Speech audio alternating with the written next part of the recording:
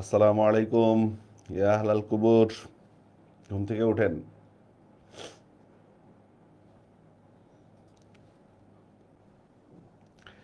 আজকে আপনাদের সাথে যুক্ত হয়েছি হায়ার ম্যাথ ক্লাস নিয়ে, বাংলার হায়ার ম্যাথ ক্লাস আজকে।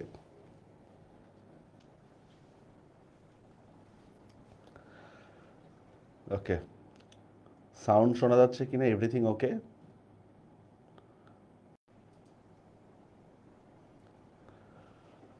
এই পর্যন্ত বাংলা যা ক্লাস করছেন, এক্সাম দিচ্ছেন, অনেকেই দিচ্ছেন না আর কি। তো কারো কোনো প্রবলেম বা কোনো কিছু থাকলে কমেন্টে জানাইতে পারেন। আর বাকিরা যারা ক্লাস করে তাদেরকে বলে দেন যাতে যুক্ত হয় আর কি।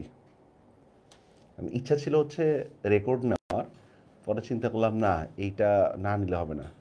স্যার, কিছু প্র্যাকটিস শিট দেওয়া হয়েছে অলরেডি। হ্যাঁ, এটা সাদিক সাইফ যে আমাদের আইডিটা আছে, ওনাদেরকে একটু নক দিবেন।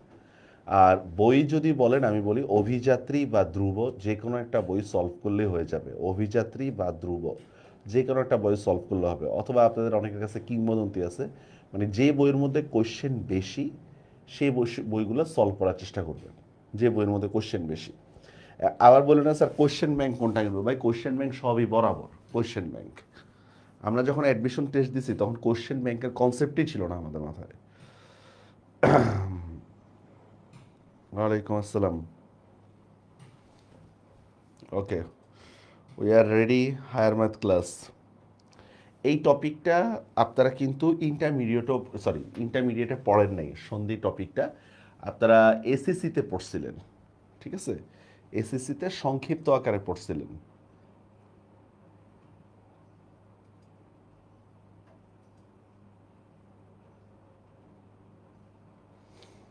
হুম।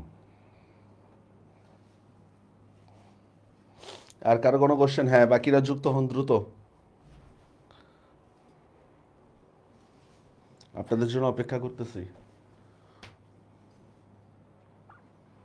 আচ্ছা, অনেকেই বলে হচ্ছে বাংলার দাগালে নাকি সাবজেক্ট পায় না। তা ভাই বাংলা, আচ্ছা বিচিত্রা বইটা কেমন? বা বিচিত্রা বইটাও ভালো, তবে হইলো কি মানে তুলনামূলকভাবে কিছু ভুল আছে বিচিত্রা বইটায়। কোশ্চেন অনেক আছে, আর হচ্ছে কিছু ভুল আছে। যদি ভুলগুলা বের করতে পারেন তার মানে হচ্ছে আপনি বেস্ট, যদি ভুলগুলা বের করতে পারেন।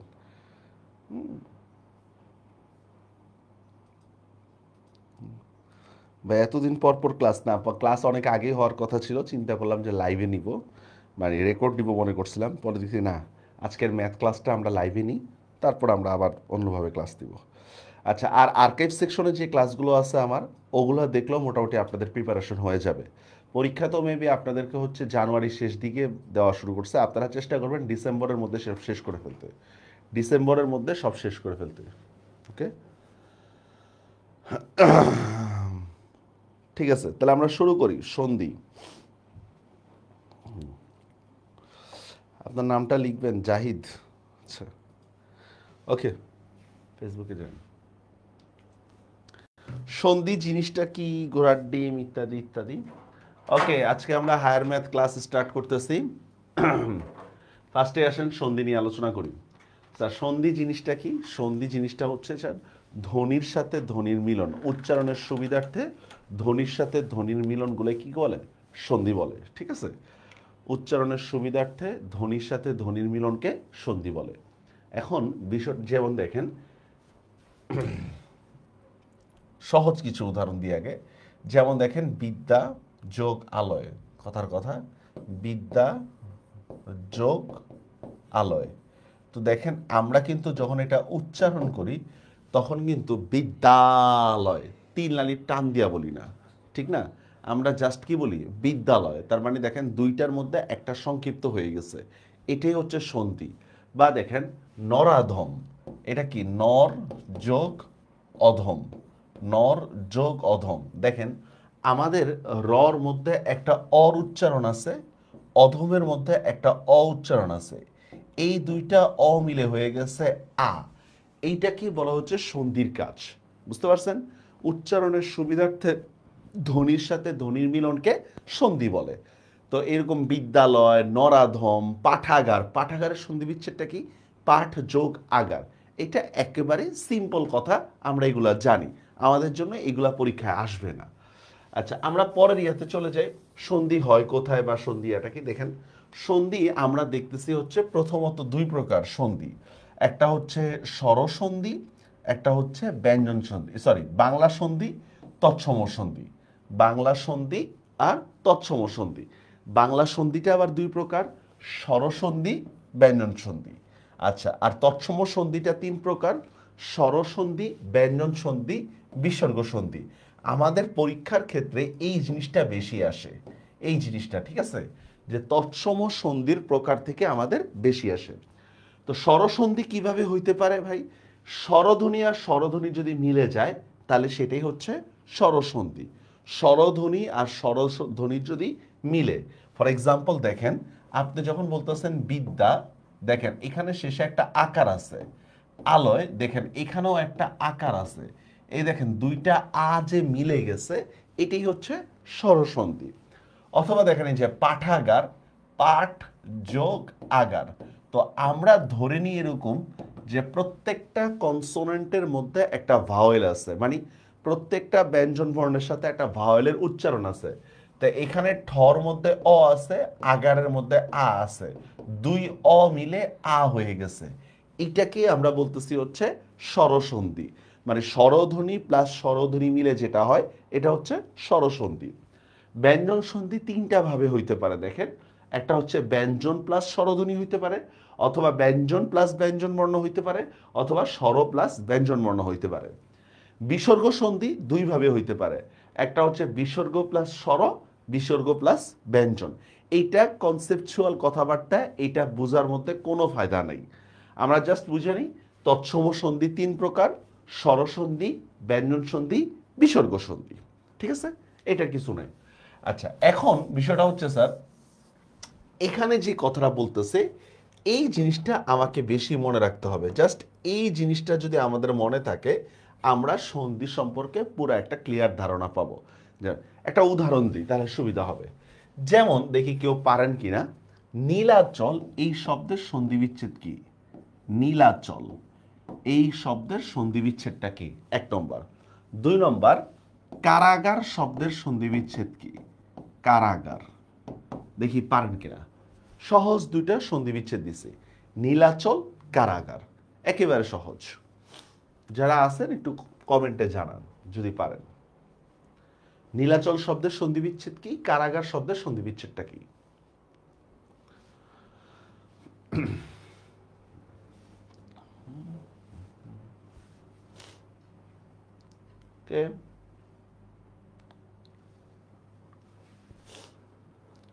আচ্ছা, একজন লিখছেন নীল যোগ চল।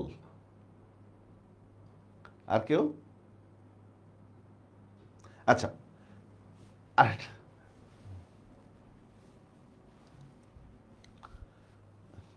আচ্ছা দেখেন আমি কয়েকটা লিখতেছি। গুড, মামা বলতেছেন বা সুমাইয়া। আমি একটা সন্ধি বিচ্ছেদ করলাম নীল যোগ আঁচল, ধরেন একটা সন্ধি বিচ্ছেদ করলাম নীল যোগ আঁচল। অথবা আরেকটা সন্ধি বিচ্ছেদ করলাম নীল যোগ অচল, নীল যোগ অচল। এখন ভাই কোনটা হবে?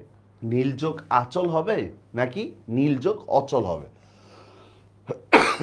সেম কারাগার শব্দের সন্ধি বিচ্ছেদে আমি লিখলাম কার যোগ আগার, একটা সন্ধি লিখলাম, অথবা কারা যোগ আগার, কারা যোগ আগার। ভাই এখন কোনটা হবে? কার যোগ আগার নাকি কারা যোগ আগার? কারণ সন্ধির নিয়ম অনুসারে দুইটাই রাইট হয়। অ আ মিলেও যেমন আ হয়, আ মিলেও কি হয়? আ হয়। আচ্ছা, আরেকটা দিই, লিখলাম পাঠাগার। পাঠাগার শব্দের সন্ধি বিচ্ছেদটা কি? পাঠাগার, বলেন তো এটার সন্ধি বিচ্ছেদটা কি হবে? পাঠাগার। আমি দুইটা সন্ধি বিচ্ছেদ করে দিই পাঠাগারের মধ্যে, পাঠ যোগ আগার, পাঠ যোগ আগার, অথবা লিখলাম পাঠা যোগ আগার, পাঠা যোগ আগার। এখন এখানে কোনটা হবে? দেখেন এই প্রত্যেকটা উদাহরণের মধ্যে আমার মূল শব্দ বের করতে একটা ঝামেলা হইতেছে। ঝামেলাটা কেন ভাই? পাঠ যোগ আগার দিলেও হয়, পাঠা যোগ আগার দিলেও হয়, মানে সন্ধির নিয়ম অনুসারে হয়। তো দেখেন মূল বিষয়টা হচ্ছে এখানে সবগুলা উদাহরণের মধ্যে আমাকে অর্থের দিকটা ফোকাস রাখতে হবে, ঠিক না? অর্থের দিকটা ফোকাস রাখতে হবে। এখন আমি যদি বলি নীল আঁচল, শাড়ির আঁচলের সাথে নীল আঁচলের কোনো সম্পর্ক নাই। এই যে আমরা বললাম না ধনির সাথে ধনির মিল হলেই সন্ধি হয়, এটা আসলে পুরাপুরি ঠিক না। ধনির সাথে ধনির মিল হলে সন্ধি হবে যদি অর্থের দিকটা ঠিক থাকে। যদি অর্থের দিকটা ঠিক না থাকে তাহলে ধনির সাথে ধনির মিল হলে কি হবে না? সন্ধি হবে না। তো দেখেন নীল যোগ আঁচল যখন আমি বলতেছি, শাড়ির আঁচলের সাথে নীল আঁচলের কোনো সম্পর্ক নাই, কিন্তু অচল শব্দের অর্থ হচ্ছে পর্বত। তার মানে আসলে রাইট অ্যান্সার হচ্ছে এইটা, নীল যোগ আঁচল না, নীল যোগ অচল। সেম হিমাচলও কিন্তু সেম, হিম যোগ আঁচল না, হিম যোগ অচল। এবার দেখেন কারাগার। কারাগার শব্দের সন্ধি বিচ্ছেদটা কি হবে দেখেন, কার যোগ আগার, কারা যোগ আগার। কার শব্দের অর্থ কাজ, যেমন আমরা বলি না তুই বেকার আসুত কিনা। আর কারা শব্দের অর্থ অপরাধী, যেমন কারা কর্তৃপক্ষ, জেলখানার মধ্যে লেখা থাকে না। তো দেখেন কারাগারের মধ্যে কি কাজ দেওয়া হয় নাকি কারাগারের মধ্যে অপরাধীকে রাখা হয়? কারাগারের মধ্যে বেসিক্যালি অপরাধীদের রাখা হয়। তার মানে এইটা হচ্ছে রাইট অ্যান্সার, এইটা ভুল। মানে ধনির সাথে ধনির মিল হলেই সন্ধি হবে এমন না, আমাকে কি করতে হবে? অর্থের দিকটাও খেয়াল রাখতে হবে। এরপর দেখেন পাঠাগার। পাঠ মানে পড়া, পাঠা মানে তো পাঠা, বুঝছেন ঠিক না? পাঠার মাংস নয়, এই শব্দটা কই আছে বলতে পারবেন? লুচি নয়, সন্দেশ নয়, পাঠার মাংস নয়, এই লাইনটা কোথায় আছে ফার্স্ট পেপারে? আচ্ছা বলতে থাকেন। পাঠাগার শব্দের মধ্যে দেখেন আমার অর্থের দিকটা খেয়াল রাখার কারণে আমার রাইট অ্যান্সার হচ্ছে এইটা। আমার কি পাঠা যোগ আগার, এটা হবে না। এই সিম্পল কথাটা কি বুঝতে পারছেন? যে সন্ধির ক্ষেত্রে আমার ধ্বনির সাথে ধ্বনির মিল হইলেই হবে না, আমাকে কি করতে হবে? অর্থের দিকটা খেয়াল রাখতে হবে। যদি আমরা অর্থ বা মূল বানানের দিকটা যদি না জানি তাহলে সন্ধিতে আমরা ভুল করব, এটাই স্বাভাবিক। Is it clear? Is it বুঝিং? বুঝতে পারছেন?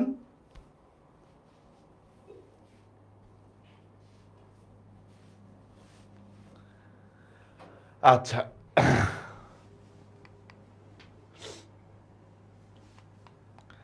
এবার দেখেন সাধারণত তিনটা ক্ষেত্রে সন্ধি হয়। কি বললাম? দুইটা অর্থবোধক শব্দের ধ্বনির মিলনে সন্ধি হইতে পারে। যেমন দেখেন হিম যোগ অচল, দেখছেন দুইটা অর্থবোধক শব্দের মধ্যে সন্ধি হইছে। আবার দেখেন উপসর্গ প্লাস অর্থবোধক শব্দের মধ্যেও কি হইতে পারে? সন্ধি হইতে পারে। যেমন দেখেন বি যোগ ছেদ, এটাকে আমরা বলতেছি বিচ্ছেদ, বি একটা উপসর্গ। আবার দেখেন অর্থবোধক শব্দ প্লাস প্রত্যয়ের মধ্যে সন্ধি হইতে পারে। যেমন দেখেন মিতালি, মিতার একটা অর্থ আছে, আলীর কোনো অর্থ নাই। বুঝতে পারছেন বিষয়টা? আলীর কোনো অর্থ নাই। বাস এটাই, সাধারণত তিনটা ক্ষেত্রে সন্ধি হয়। দুইটা অর্থবোধক শব্দের ধ্বনির মিলনে, উপসর্গ প্লাস অর্থবোধক শব্দের ধ্বনির মিলনে, অর্থবোধক শব্দ প্লাস প্রত্যয়ের ধ্বনির মিলনে কি হয়? সন্ধি হয়। ঠিক আছে? নিয়াজ কোনটা বুঝেন নাই? কি বুঝেন নাই? শুরু থেকে ছিলেন? ওকে, এবার দেখেন আরেকটা কোশ্চেন বলতেছে, তার মানে বুঝেন এই জিনিসটা কিন্তু স্যার ভালো করে মনে রাখেন। আমি আবারও বলতেছি এই জিনিসটা আপনারা ভালো করে মনে রাখবেন। সন্ধি বেসিক্যালি তিনটা ক্ষেত্রে হয়। দুইটা অর্থবোধক শব্দের মধ্যে সন্ধি হইতে পারে, অথবা উপসর্গ প্লাস অর্থবোধক শব্দের মধ্যে সন্ধি হইতে পারে, অথবা অর্থবোধক শব্দ প্লাস প্রত্যয়ের মাধ্যমে সন্ধি হইতে পারে। এই কথাটা ভালো করে মনে রাখতে হবে, ঠিক আছে? এখন দেখেন স্যার আমরা যেই কোশ্চেনটা বলতেছি, মনে করেন, খেয়াল করেন, একটা শব্দ লিখলাম উদ্ভাস। হ্যাঁ দেন, উদ্ভাস একটা শব্দ লিখলাম। তো এখন উদ্ভাস শব্দের সন্ধি বিচ্ছেদটা আমি এভাবে করলাম, দেখেন উদ যোগ ভাস একটা শব্দ লিখলাম, অথবা লিখলাম এভাবে উদ যোগ ভাস। আচ্ছা এখন কোনটা হবে আপনাদের মনে হয়? উদ্ভাস শব্দের সন্ধি বিচ্ছেদের ক্ষেত্রে উৎ যোগ ভাস হবে নাকি উদ্যোগ ভাস হবে? আচ্ছা এরপর দেখেন এরকম তদবধি একটা শব্দ লিখলাম, তদবধি, তদবধি। আচ্ছা তদবধি শব্দের মধ্যে লিখলাম তৎ যোগ অবধি একটা সন্ধি লিখলাম, অথবা লিখলাম তদ যোগ অবধি। কোনটা হবে? সেম। নাচ জামাই, নাচ জামাই শব্দের সন্ধি বিচ্ছেদটা লিখলাম নাথ প্লাস জামাই অথবা নাত প্লাস জামাই, কোনটা হবে? আসেন, বজ্জাত, বজ্জাত শব্দের সন্ধি বিচ্ছেদটা লিখলাম বদ যোগ জাত, আর একটা জায়গায় লিখলাম বদ যোগ জাত। বলেন কোনটা হবে এগুলা? ঠিক আছে, কোনটা হবে? দেখেন এখানে উত যোগ ভাস আছে, আবার কি উত যোগ ভাস আছে। আমরা কি বলছিলাম স্যার? আমরা বলছিলাম এই জিনিসটা মনে আছে, এই জিনিসটা কি দুইটা অর্থবোধক শব্দের ধ্বনির মিলনের সন্ধি হইতে পারে, অথবা উপসর্গ প্লাস অর্থবোধক শব্দের ধ্বনির মিলনে হইতে পারে। তার মানে আমার উপসর্গটা যদি খণ্ডত দিয়ে থাকে, আমাকে খণ্ডত দিয়েই লিখতে হবে। আমার উপসর্গটা যদি দ দিয়ে থাকে, আমাকে দ দিয়েই লিখতে হবে, এই টাইপের। তো দেখেন এই যে উত যোগ ভাস, উদ যোগ ভাস, আমরা জানি উপসর্গটা হচ্ছে খণ্ডত দিয়ে, তার মানে এইটা রাইট, খণ্ডতটা রাইট, ঠিক না? তৎ যোগ অবধি, তৎ যোগ অবধি, আমরা জানি কি তৎটা হচ্ছে কি একটা প্রোনাউন, তৎ মানে তার, তার জন্য, তার মানে এইটা রাইট। নাত জামাই, দেখেন নাত জামাইয়ের মধ্যে দেখেন স্যার, এটা খণ্ডত দিয়েও হয়, এটা কি ত দিয়েও হয়। নাত জামাই শব্দের মধ্যে খণ্ডত দিয়েও হয়, ত দিয়েও হয়। এখন আসলে বানানটা কি বলেন তো? নাতিনের জামাই তো, নাতিন বা নাত লিখতে কি খণ্ডত ইউজ করি না, আমরা ত ব্যবহার করি। আমার তো মনে হয় ত ব্যবহার করি আমরা, ঠিক না? বাস, তাহলে এইটা রাইট, ঠিক না? নাথ বানানে কি কখনো কি খণ্ডত দেখছেন? আচ্ছা, বদজাত, দেখেন বদ প্লাস জাত, বদ প্লাস জাত, কোনটা হবে বলেন তো? ফার্সি উপসর্গ ক্ষেত্রে কি বদ খণ্ডত দিয়ে নাকি বদ দ দিয়ে? আমরা জানি দ দিয়ে হয়, তাহলে কি হবে রাইট আনসারটা এইটা। তারপরে এই জিনিসটা কি বুঝতে পারছেন আপনারা, যে উপসর্গটা আমার যদি খণ্ডত দিয়ে থাকে, আমি কি করব? খণ্ডত দিয়েই সন্ধিটা লিখব। উপসর্গটা যদি আমার ত দিয়ে থাকে, বা অর্থবোধক শব্দটা যদি আমার ত দিয়ে থাকে, আমি ত দিয়েই লিখব। বুঝা গেছে? এতটুকু কথা বুঝতে পারছেন? ইজ ইট বুঝিং? আপনাদের প্যাচ লাগবে সামনে, স্যার আমি খণ্ডত দিব কখন, দ দিব কখন? সিম্পল বিষয়, অর্থবোধক শব্দটা যদি খণ্ডত দিয়ে থাকে, আমি খণ্ডত দিয়ে দিব। অর্থবোধক শব্দটা যদি ত দিয়ে থাকে, আমি ত দিয়ে দিব। উপসর্গের ক্ষেত্রেও সেম। ওকে, হ্যাঁ, বদ যোগ জাত।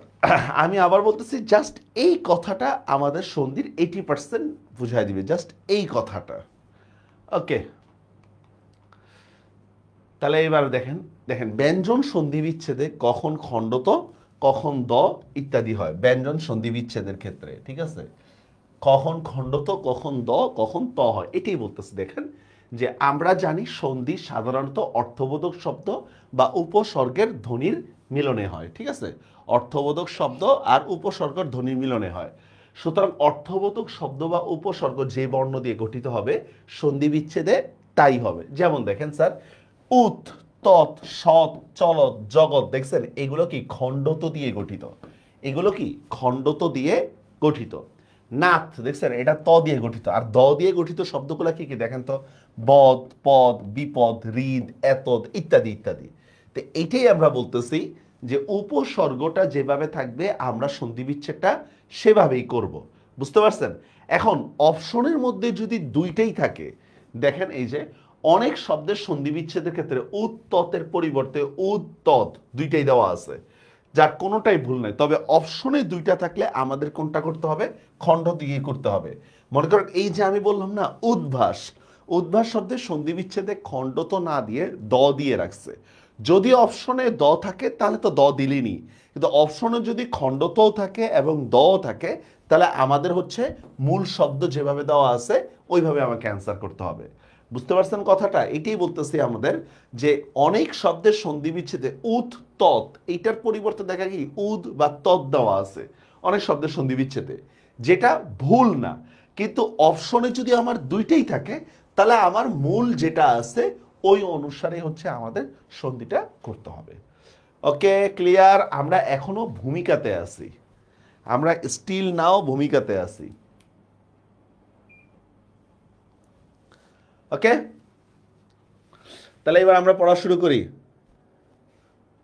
ভূমিকা বুঝতে পারছেন? দেখি এরপর কি ভূমিকা। ও আচ্ছা, হ্যাঁ ঠিক আছে, গুড। এরপর মেইন পড়া।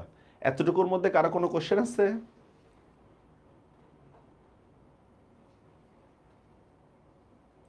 নাই?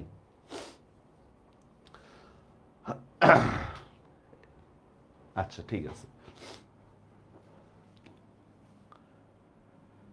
এবার আমরা ম্যাথ করব। আচ্ছা, ম্যাথটা কি দেখেন, খুব সহজ বিষয়। ব্যঞ্জন সন্ধি 3 প্রকার বলছে, ঠিক না?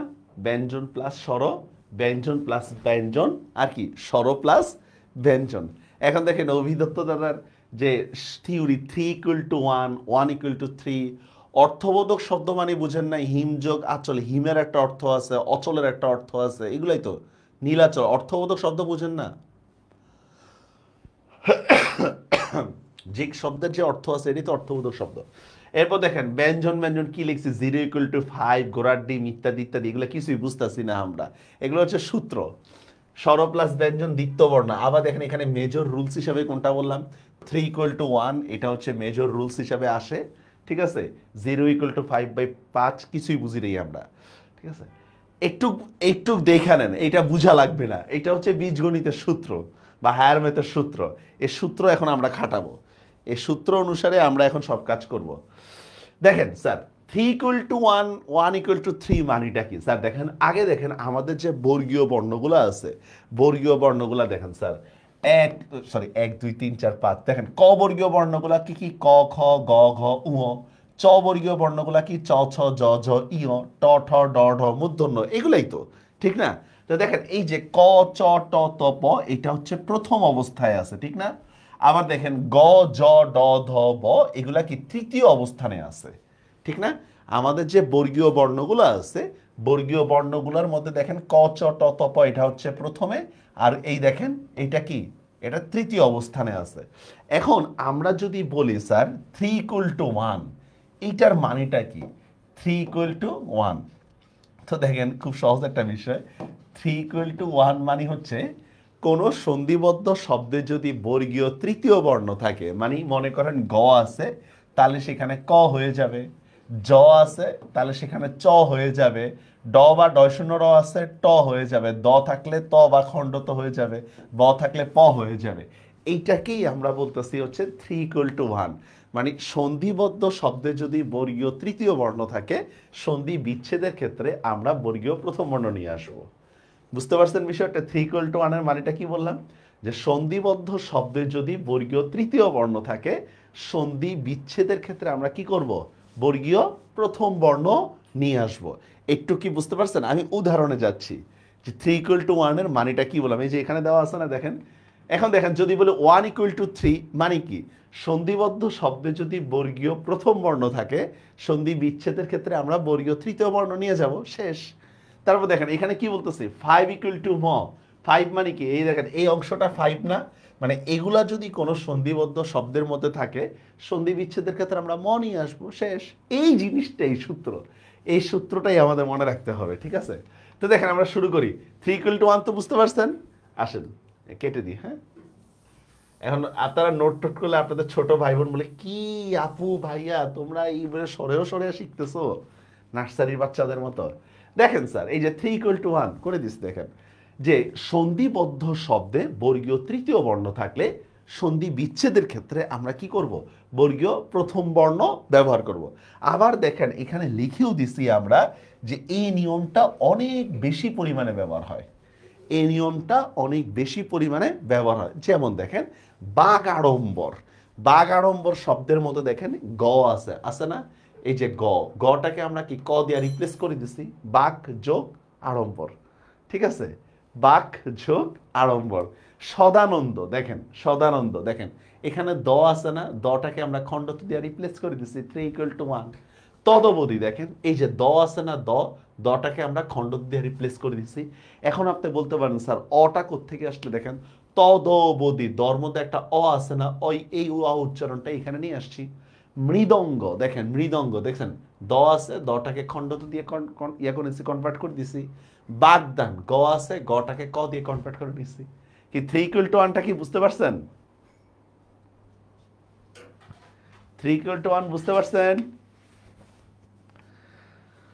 আল্লাহ, সন্ধিবদ্ধ শব্দে বর্গীয় তৃতীয় বর্ণ থাকলে সন্ধি বিচ্ছেদের ক্ষেত্রে বর্গীয় প্রথম বর্ণ হবে। সমস্যা নেই, আপনি কত কষ্ট করছেন এত বসে বসে। ইজ ইট বুঝিং? আচ্ছা ঠিক আছে। এবার দেখেন স্যার কি বলতেছি আমরা। এবার দেখেন অনেক শব্দ 1 = 3, মানে সন্ধিবদ্ধ শব্দে বর্গীয় প্রথম বর্ণ থাকলে সন্ধি বিচ্ছেদের ক্ষেত্রে আমরা বর্গীয় কি করব, তৃতীয় বর্ণ নিয়ে আসবো। সেই যে আগেরটার উল্টা, সন্ধিবদ্ধ শব্দে বর্গীয় প্রথম বর্ণ থাকলে সন্ধি বিচ্ছেদের ক্ষেত্রে আমরা কি করব, বর্গীয় তৃতীয় বর্ণ চলে আসবো। শেষ দেখেন স্যার, যেমন দেখেন স্যার, বিপদ সীমা খণ্ডত কিনা, বিপদ সীমা খণ্ডত আছে না, ঠিক আছে। আমরা এখন এটা সন্ধি বিচ্ছেদটা কিভাবে করব, খুব ইজিলি দেখেন, বিপদ সীমা, দেখেন এটা হচ্ছে কি বিপদ যোগ সীমা, বিপদ যোগ সীমা, শেষ। বুঝা গেছে বিষয়টা? বিপদ সংকুল শেষ, ঠিক আছে। তারপর দেখেন বিপদ সংকেত খুদ পিপাসা, দেখছেন সেম। এখন দেখেন এখানে একটা ঝামেলা আছে, তারপর দেখেন এখানে হচ্ছে স্যার আমি খুদ দ না দিয়ে ধ দিছি, দেখছেন আমি কিন্তু দ না দিয়ে ধ দিছি। স্যার এইটার ব্যাখ্যাটা কি কে বলতে পারবেন? আমি খুদ এখানে দ না দিয়ে ধ দিছি, এইটার ব্যাখ্যাটা কে বলতে পারবেন? Who can say that?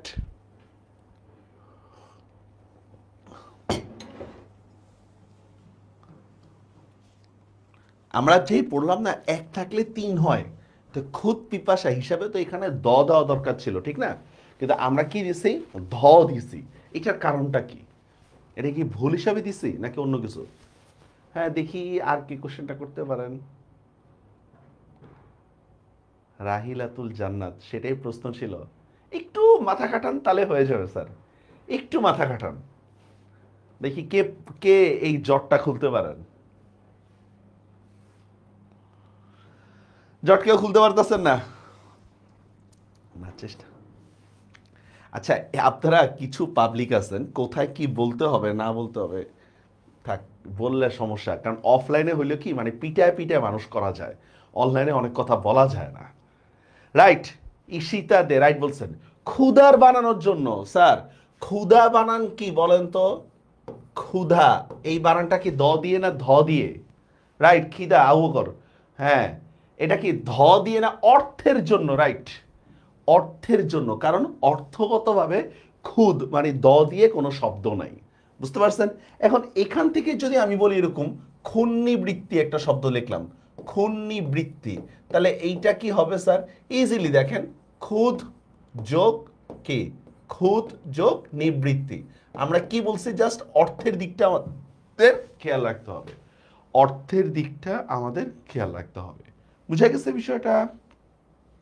মারাত্মক বুঝছেন, ভেরি গুড, শেষ। এরপর দেখেন সঠিক উচ্চারণ তো খোদা যায়, রাইট, হ্যাঁ। এবার দেখেন স্যার 2 নম্বর রুলসটা কি দেখেন, অনুস্বার বা পাঁচ মানে বুঝছেন তো? এই যে পাঁচ মানে কি বলছিলাম, এই যে কেরামত আলীরা, এই যে বর্গীয় পঞ্চম বর্ণগুলো, ঠিক না? ও ইও মূর্ধন্য দন্ত ন ম, এগুলাই তো। তো কি বলতেছে, অনুস্বার বা বর্গীয় পঞ্চম বর্ণ যদি থাকে তাহলে সন্ধি বিচ্ছেদের ক্ষেত্রে আমরা কি দিব, ম দিব, শেষ। সন্ধি বিচ্ছেদের ক্ষেত্রে ম হবে। এখন কি বলতেছে একটু ভালো করে বুঝে নেন।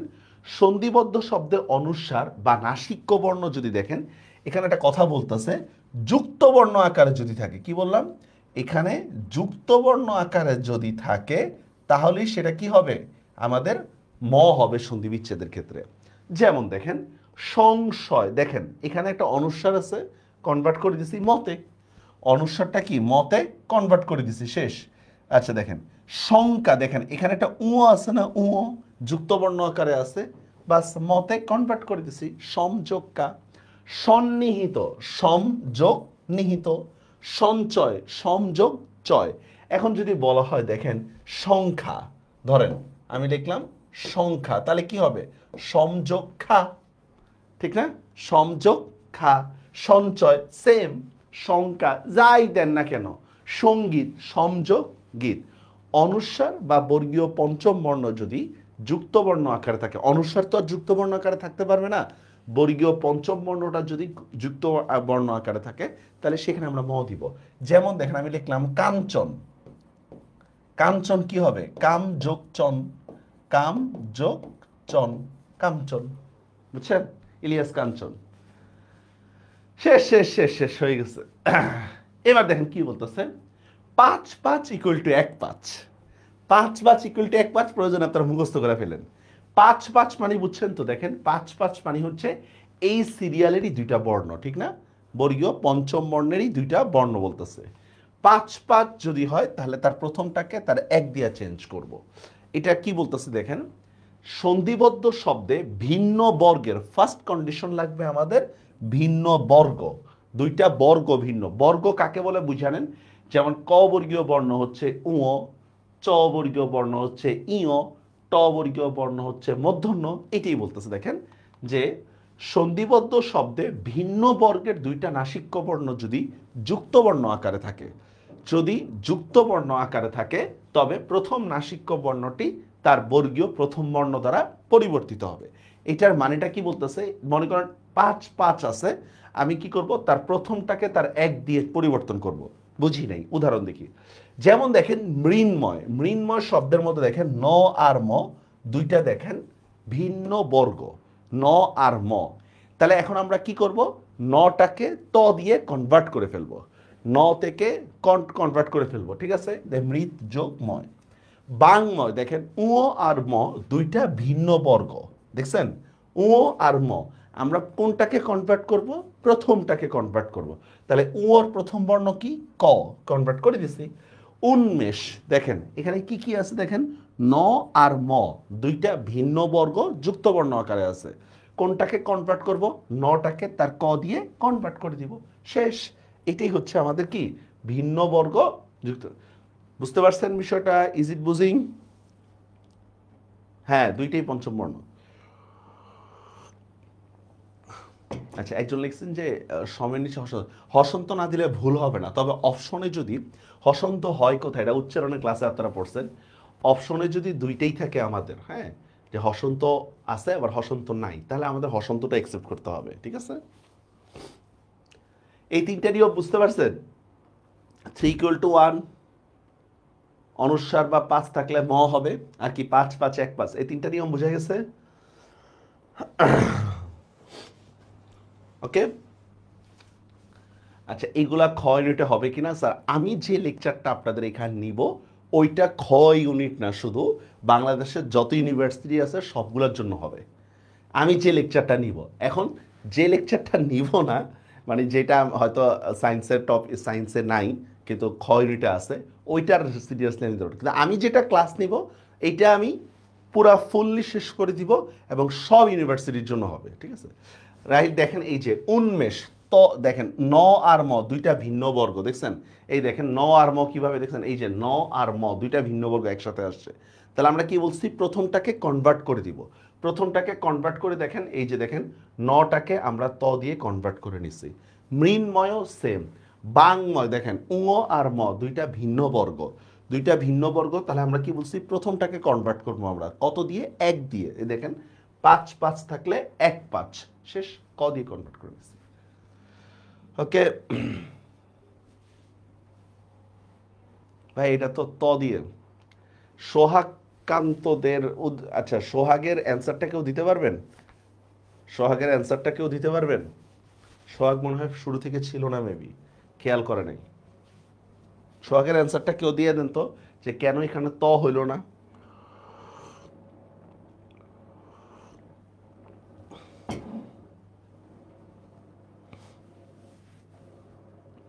ওকে, এবার আমরা দেখি। শেষ, এটাও শেষ।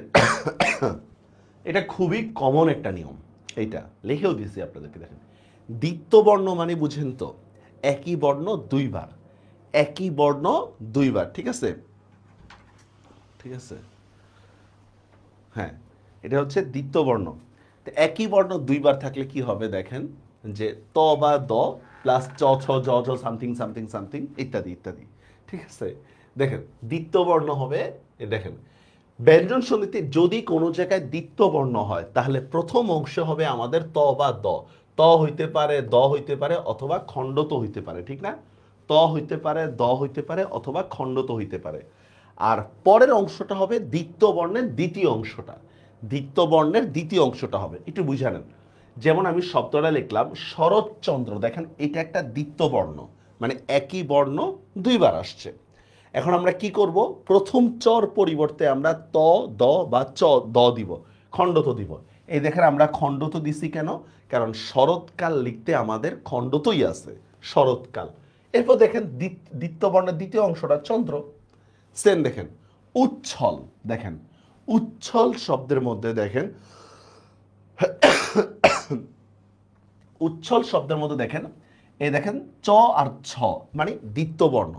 আমরা কি করব, প্রথম চর পরিবর্তে এই যে ত, দ বা খণ্ডত আমি দিলাম। আমি কেন খণ্ডত দিচ্ছি? কারণ আমার উপসর্গটা খণ্ডত দিয়ে। সোহাগ, আপনি যে একটা কোশ্চেন করছিলেন না যে কেন আমি ত দিচ্ছি, ভাই শুরুতে আমরা একটা কথা বলছিলাম, উপসর্গ অথবা কি অর্থবোধক শব্দ মিলে কি হয়, সন্ধি হয়। আমার উপসর্গটা যদি খণ্ডত থাকে আমাকে খণ্ডতই দিতে হবে। আমার মূল শব্দটা যদি দ দিয়ে থাকে আমাকে দই দিতে হবে। বুঝতে পারছেন? সেম দেখেন বিপদ ছায়া, দেখেন এখানে কিন্তু আমি আর দেখেন ত দিই নেই। কেন দিই নেই? কারণ আমরা জানি বিপদ বানানে কিন্তু খণ্ডত হয় না, দ হয়, ঠিক না? এই জন্য আমরা দ দিছি। সেম দেখেন কুজ্ঝটিকা, দেখছেন জ আর ঝ এটা কিন্তু প্রায় দ্বিত্ব বর্ণ। আমি জর পরিবর্তে কি নিয়ে আসছি, খণ্ডত নিয়ে আসছি। আর এই যে ঝ, সেম দেখেন জগৎ জ্যোতি, দেখেন দুইটাই দ্বিত্ব বর্ণ, জয় জ। আমি প্রথম জর পরিবর্তে খণ্ডত নিয়ে আসছি, পরের অংশটা কি জ নিয়ে আসছি। এইটাই কিন্তু এই যে একটু আগে বলছিলাম না, এটা অর্থবোধক শব্দের মধ্যে সন্ধি হবে, এইটাই কিন্তু এটা দেখছেন। এই বুঝতে পারছেন, কোন শব্দের মধ্যে যদি আমরা দ্বিত্ব বর্ণ পাই তাহলে প্রথম অংশে কি হবে, ত, দ বা খণ্ডত যাই দিই না কেন, পরে দ্বিত্ব বর্ণের দ্বিতীয় অংশটা হবে। বুঝতে পারছেন? এইটা অনেক বেশি পরিমাণে ব্যবহৃত হয় এইটা।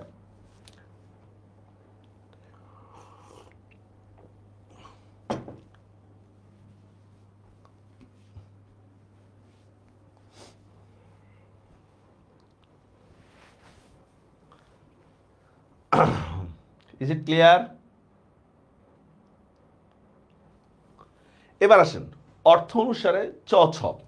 দেখেন এটা তুলনামূলকভাবে কম আসে, এটা আপনারা মুখস্থ করে রাখেন।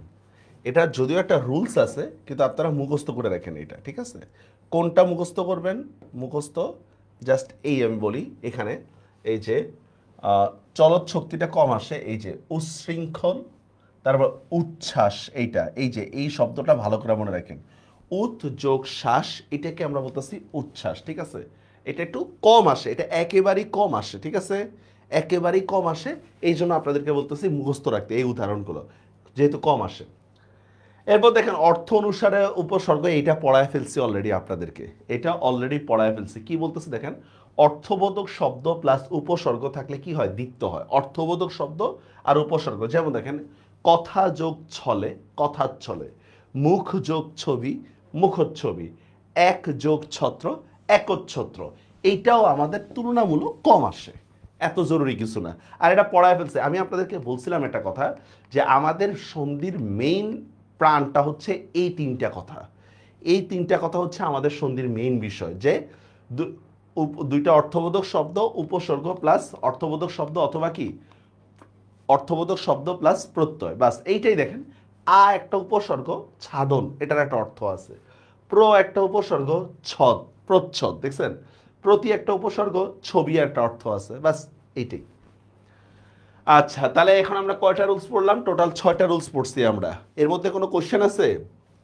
এর মধ্যে কোনো কোশ্চেন আছে? শুনেন, আপনারা যারা এই যে স্যার এইটা পড়লে আমার হবে কিনা, এইটা পড়লে আমার হবে কিনা, টু বি অনেস্ট আপনাদের হচ্ছে বি ইউনিট সম্পর্কে তেমন একটা ধারণা নেই। বি ইউনিট সম্পর্কে ধারণা না থাকাটাই স্বাভাবিক, কারণ বি ইউনিটের দায়িত্ব চলে গেছে সায়েন্সের টিচারদের হাতে। বি ইউনিটে অনেক পড়া, আমি যে টপিকগুলো এখানে ক্লাস দিব এগুলো বি ইউনিটে কমপ্লিট হয়ে যাবে।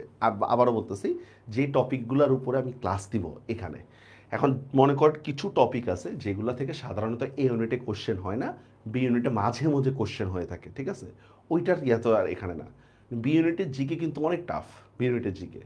আচ্ছা যাই হোক, এগুলা বলে আসলে লাভ নেই, অনেক কথা আছে প্রিসাইসলি বলা যায় না, বিস্তারিত বলতে হয় অনেক।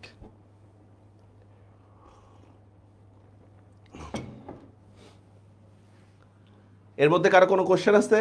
নাই কেউ, সবাই গেছে গা? নাই, আমি একলাই চলি, থাক। আচ্ছা স্যার, 4 নম্বর নিয়মটা বুঝেন নাই। কোন নিয়মটা বুঝেন নাই স্যার? 4 নম্বরটা। রাহিতুল, এতক্ষণে আপনি বলতেছেন 4 নম্বরটা বুঝেন নাই। যেমন দেখেন, আমি লিখলাম উদ্দীপনা, একটা শব্দ লিখলাম উদ্দীপনা বা উদ্দীপন। তো দেখেন উদ্দীপন শব্দের মধ্যে দয়ে আর দ দুইটাই কি দ্বিত্ব বর্ণ, ঠিক না? এটা হচ্ছে কি দ্বিত্ব বর্ণ। এখন দেখেন কি করব আমরা, যে আমরা কি বলছি, দ্বিত্ব বর্ণ হলে প্রথমে কি হবে, ত বা দ। আমি লিখলাম উত যোগ দীপন, শেষ। এটাই তো।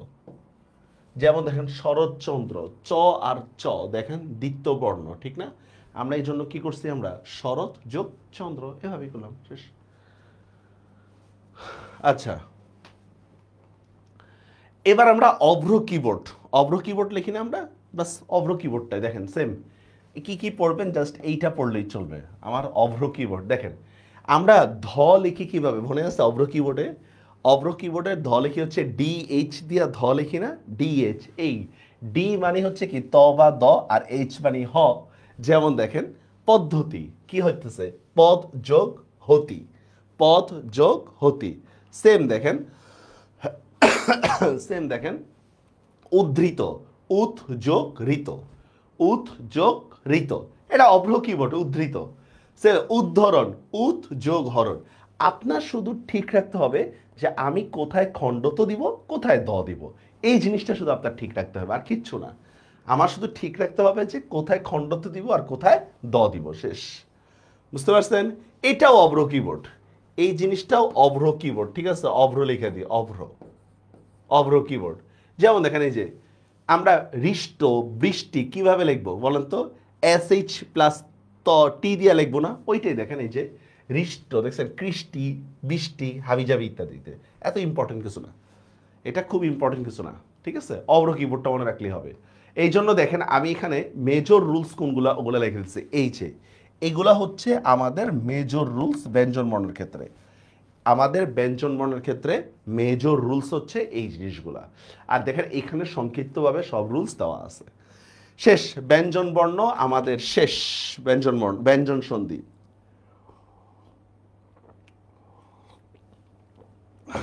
ব্যঞ্জন সন্ধি আমাদের শেষ।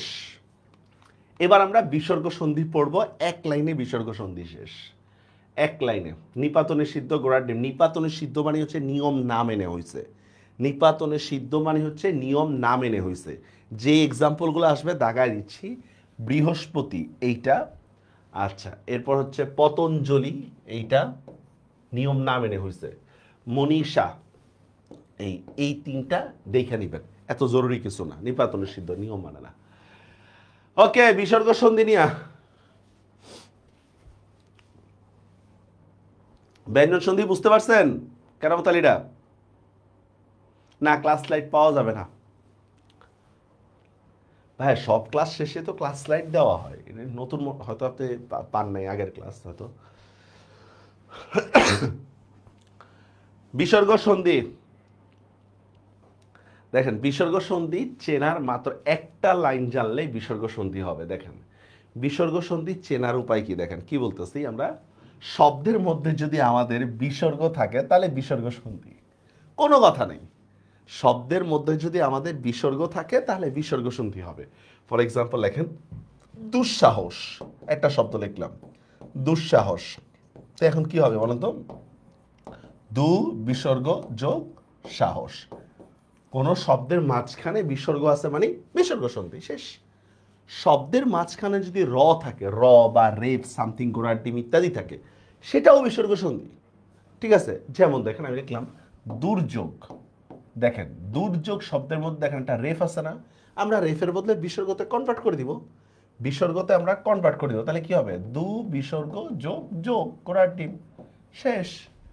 শব্দের মাঝে যদি তিনটা স্বর যে কোনো একটা স্বর যদি থাকে, এটাও বিসর্গ সন্ধি।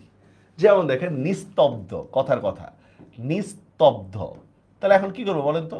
নি বিসর্গ যোগ তব্দ, শেষ, বা স্তব্ধ, যাই দেন না কেন, নিস্তার, নি বিসর্গ যোগ তার, শেষ, বিসর্গ সন্ধি। তারপর কি বলছে, শব্দের মাঝে যদি ওকার থাকে তাহলে সেটা কি হয়, বিসর্গ সন্ধি হয়। ওকারের ক্ষেত্রে একটু ঝামেলা আছে। ওকারের ক্ষেত্রে আমি লিখে দিচ্ছি, দ্বিতীয় শব্দের শুরুতে, দ্বিতীয় শব্দের শুরুতে রস্যও হবে না, রস্যও হবে না, কারণ তখন এটা স্বরসন্ধির সাথে মিলে যাবে, তখন এটা স্বরসন্ধির সাথে মিলে যাবে। আর দেখেন এখানে কি বলতেছে, এক্ষেত্রে অবশ্যই অর্থবোধক শব্দ ও উপসর্গের দিকটা খেয়াল রাখতে হবে। তাহলে আবারও বলতেছি, দেখেন একটা বিসর্গ সন্ধি আমরা চিনবো কিভাবে। আচ্ছা, অনেকেই বলতে স্যার ক্লাস ছিল না, অনেক লেট করে ফেললাম, ঘুমের থেকে দেরি করে উঠছেন। আচ্ছা, না, ঘুমের থেকে দেরি করে না, আপনারা সকালবেলা অনেকেই পড়ালেখা করছেন, এখন হঠাৎ করে একটু ফেসবুকে ঢুমেরা দেখেন ক্লাস চলতেছে।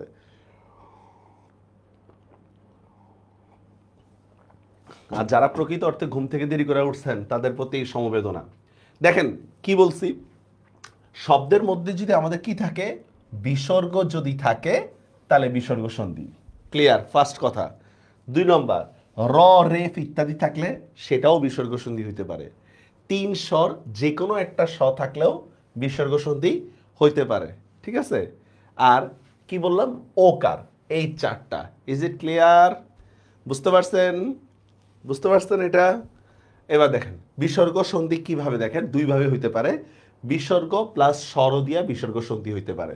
যেমন দেখেন আমরা মনোভিলাস, দেখেন তো ওকার আছে কিনা, এই দেখছেন মনোভিলাস, ওকার আছে, ওকারের পরিবর্তে আমরা বিসর্গ দিয়ে কনভার্ট করে ফেলছি, শেষ। অতএব, দেখেন অতএব, তাই এইটা আপনার কাছে একটু এক্সেপশনাল লাগবে, ঠিক না? আমিও এটাকে এক্সেপশনাল হিসাবে একটু কাউন্ট করে দিলাম, ঠিক আছে, এক্সেপশনাল হিসাবে একটু কাউন্ট করে দিলাম।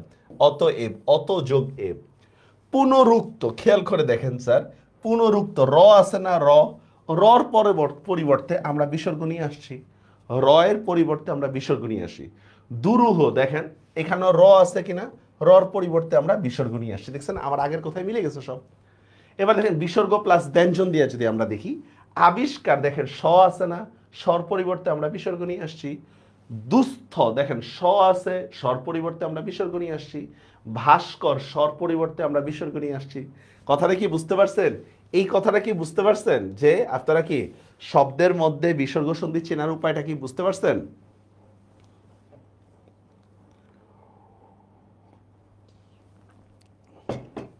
কি কেরামত আলীরা, ইজ ইট বুঝিং? 4টা জিনিস মনে রাখবে, বিসর্গ, র, 300 অথবা কি ওকার থাকলে কি হবে, বিসর্গ সন্ধি, শেষ। এবার দেখেন শেষ, পড়া শেষ, এই টপিক পড়া শেষ। এই দেখেন স্যার, বিসর্গযুক্ত শব্দ দেখেন, মনো কষ্ট, আরে ভাই বিসর্গ তো আছে, শেষ। অতঃপর বিসর্গ আছে, শেষ। শিরোপীড়া, দেখছেন বিসর্গ আছে, শেষ। আপনাদেরকে বানানের ক্লাসে একটা জিনিস পড়াইছিলাম যে কখন, হ্যাঁ, কখন বিসর্গ হবে, কখন ওকার হবে, বানানের ক্লাসে। আমি ওইটা এখন আর রিপিট করব না, দয়া করে এবং দোয়া করে ওইটা একবার দেখে নেবেন। এবার দেখেন স্যার, দুর্নীতি, দেখছেন সেম। এখন একটা প্যাচ লাগাই আপনাদেরকে স্যার, নীরব শব্দ, যেমন দেখেন আমি যখন বলতেছি, এই দেখেন নিরাকার, দেখেন নিরাকার শব্দের মধ্যে অ দিচ্ছে, কিন্তু অথচ নীরব শব্দের যখন সন্ধি বিচ্ছেদ করতেছি তখন এইটার সন্ধি বিচ্ছেদটা হচ্ছে নি বিসর্গ যোগ রব। তো দেখেন হিসাব মতে এখানে নি বিসর্গ যোগ অব হওয়ার কথা ছিল, ঠিক না? নি বিসর্গ যোগ অব হওয়ার কথা ছিল, কিন্তু আমরা এখানে নি যোগ রব দিই কেন সন্ধি বিচ্ছেদে? দেখি এটার কারণ কে বলতে পারবেন? কে বলিতে পারিবেন? আমাদের হিসাবে তো দেওয়া দরকার ছিল নি বিসর্গ যোগ অব, আমরা দেখতেছি কি নি বিসর্গ যোগ রব। সেম দেখেন আরেকটা, নিরস, নিরস শব্দের সন্ধি বিচ্ছেদটা হচ্ছে নি বিসর্গ যোগ রস। কেন? নি, এখানে যেমন নি যোগ আকার দিতেছি, হিসাব মতে তো এখানে নি যোগ অস দেওয়া দরকার ছিল, আমরা কেন নি যোগ রস দিই? বানান শুদ্ধ সাইদুর মোটামুটি হয়েছে, হ্যাঁ, আরেকটু ইয়া করতে হবে। বানান শুদ্ধতার জন্য না, মেইন জিনিসটা হচ্ছে আমাদের অর্থ মিল রাখতে হবে, ঠিক না? যেমন নি যোগ আকার, নি একটা উপসর্গ আছে, আকারেরও একটা অর্থ আছে, কিন্তু আমি যখন বলতেছি নি যোগ রব, এখানে তো অব হবে না, ঠিক না? নি যোগ অব, অবের তো কোনো অর্থ নাই। নিযোগ অস, অসের তো কোনো অর্থ নাই, রাইট? এই তো রেজা রাব্বি ভালো বলছেন। এখানে অস বা অব এগুলার কোনো অর্থ নাই, এই জন্য আমাদেরকে কি নিযোগ রব দিতে হবে, নিযোগ অস দিলে হবে না। বুঝতে পারছেন বিষয়টা? শেষ, পড়া ফেলছি আমরা। নির্যাত দেখেন 3 দিয়ে গঠিত শব্দ দেখেন। 3 কোথায় হয়? মনে করেন টর ক্ষেত্রে হয় তালব্যস্য, ট বর্গীয় ক্ষেত্রে। স্বর ক্ষেত্রে মানে সরি চ এর ক্ষেত্রে হয় তালব্যস্য, ট এর ক্ষেত্রে হয় মূর্ধন্য ষ, ত এর ক্ষেত্রে হয় দন্তস্ব। যেমন দেখেন মনস্কামনা, ওটা লাগবে না আপনাদের ইয়া করা, ঠিক আছে? মনস্কামনা দেখেন স্যার, বিসর্গ স আছে, বিসর্গ দিয়ে কনভার্ট করে দিছি। শিরশ্ছেদ বানানটা একটু ভালো করে দেখে নেন। শিরশ্ছেদ দেখেন স আছে, একটা স আছে, আমরা বিসর্গ দিয়ে কনভার্ট করে দিছি। বনস্পতি দেখেন স আছে, বিসর্গ দিয়ে কনভার্ট করে ফেলছি, শেষ, ইত্যাদি। পরস্পর স আছে, বিসর্গ দিয়ে কনভার্ট করে ফেলছি। ওই এক ক্লাসের কথা মনে আছে, এক ক্লাসের মানে এক লাইনের কথাটাই। এবার দেখেন ওকার দিয়ে যেমনি হয়, দেখেন দেখেন মনোবেদনা দেখছেন, ওকার আছে, আমরা বিসর্গ দিয়ে কনভার্ট করে ফেলছি, শেষ। মনোমোহন দেখেন, এখানে আমরা বলছিলাম পরবর্তী শব্দের শুরুতে রস্যু থাকতে পারবে না। মনোমোহন শব্দের শুরুতে কোনো রস্যু নাই, মনোবেদনা শব্দের মধ্যেও কোনো রস্যু নাই, ততোধিক শব্দের মধ্যে কোনো রস্যু নাই, শেষ। বিসর্গ সন্ধি ক্লিয়ার। এই নিয়মটা আগে দেখাইছিলাম আপনাদেরকে, আমি আর বুঝায় বলবো না, আমি আর বুঝায় বলবো না এই নিয়মটা। ওকে, কারো কোনো কোশ্চেন এতটুকুর মধ্যে? বিসর্গ শব্দটা বুঝতে পারছেন?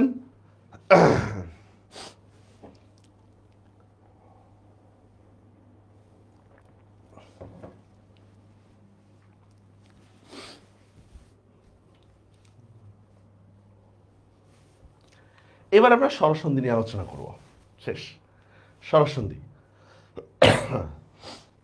স্বরসন্ধি আলোচনা করার আগে স্বরসন্ধির জান প্রাণ হচ্ছে এই লিস্টটা স্যার, এই লিস্টটা আমাকে মনে রাখতে হবে, নয়তো ধরা খাবো। এই লিস্টটা যদি মনে রাখতে না, আরেকটাতে ভেরি ভেরি ইম্পর্টেন্ট দিয়ে রাখি, হ্যাঁ, এই লিস্টটা, এই লিস্টটা আপনাদের মনে হইতে পারে স্যার এইটা কি, এই লিস্ট দিয়ে কি হবে?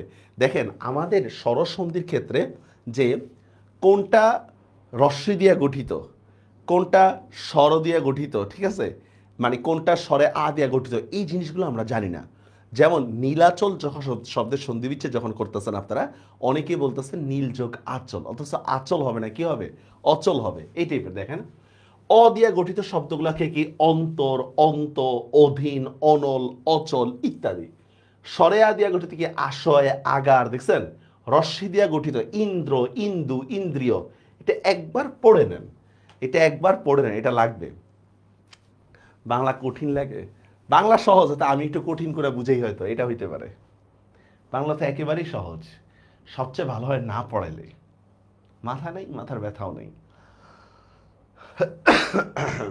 এটা একবার পড়ে নেন, হ্যাঁ, যে রস্য দিয়া গঠিত শব্দগুলোকে কি, দীর্ঘি দিয়া গঠিত শব্দগুলো কি কি, রস্য দিয়ে কি কি, এইটা খুব লাগবে, এটা খুব লাগবে। যেমন এই দেখেন এইটা একটা ওয়ার্ড, এইটা লাগবে, এইটা, তারপর হচ্ছে এব, এইটা লাগবে, তারপর উড়া লাগবে, এরপর কি আছে, উৎপল বধূ, নীলোৎপল রূপা, উত্থান লাগবে না, এই যে ঈশ্বর লাগবে, ইন্দ্র, ইন্দু, ঈশ লাগবে, এরকম কিছু কিছু ওয়ার্ড আছে, পড়ে নিছেন? তাহলে এইটা হচ্ছে স্বরসন্ধির প্রাণ, বাস এইটুকু মনে রাখেন। এইবার আমরা কিছুক্ষণ পরপরই এইটাতে চলে আসবো, হ্যাঁ, কিছুক্ষণ পরপরই। দেখেন স্বরসন্ধির প্রথম রুলসটা কি বলতেছে ভালো করে বুঝে নেন। এই রুলসটার মধ্যে আমরা 12টা রুলস পড়ে ফেলবো একটা রুলসের মধ্যে।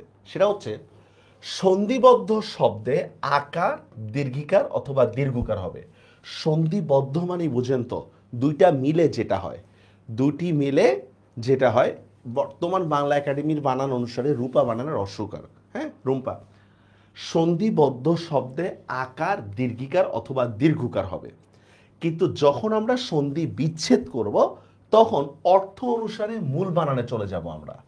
যখন আমরা সন্ধি বিচ্ছেদ করব তখন অর্থ অনুসারে মূল বানানে আমরা চলে যাব। ভালো করে বুঝে নেন যে দেখেন সন্ধিবদ্ধ শব্দে কি বললাম, আকার দীর্ঘিকার অথবা দীর্ঘকার হবে। তো সন্ধি বিচ্ছেদ যখন করব তখন অর্থ বা উপসর্গের মধ্যে যে বানানটা আছে ওইভাবে দিব। উদাহরণ দেখেন, মনে করেন আমি শব্দটা লিখলাম রবীন্দ্র। দেখেন রবীন্দ্র বানান যখন আমি লিখতেছি তখন কিন্তু আমি দীর্ঘিকার দিয়েই লিখতেছি রবীন্দ্র, ঠিক না?